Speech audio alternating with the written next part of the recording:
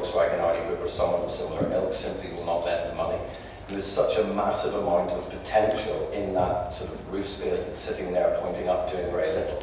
There has to be something, not necessarily costing the government more money, but some mechanism where there can be, some thinking put behind, coming up with some mechanism that allows us to sort of unlock that huge potential. The fact of the matter is I have been very heavily involved in trying to design new innovative financial products to deploy clean energy in the developing world with my international hat on as part of the ministerial brief I hold. I created something called the Capital Markets Climate Initiative, which is about 80 different institutions in the City of London working together how we deploy clean energy.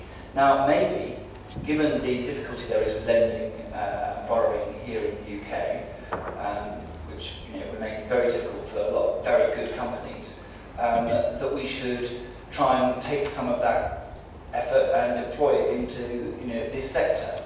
I would be very happy to convene a working group, pulling in people that have track record with innovative financial products, people who understand where the blockages are in the financial system, and maybe work through how we design new financial products that give a shot in the arm to the market. We can't push water uphill, but we can, in my experience, through the convening power of government, maybe push the market sooner and perhaps at a greater scale than it would otherwise get to, left to its own volition. So maybe what we do as a result of this, perhaps you could work this out over the course of the day, is if you could suggest to me a small group, because small groups tend to be more effective than large groups, a small group of people, Reza, perhaps you could help with this. Sure.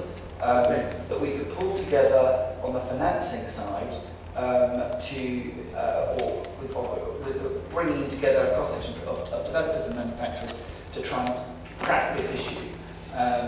Because certainly it's one where I have a finance background myself, and in other policy areas which I'm responsible, we've had a quite high measure of success.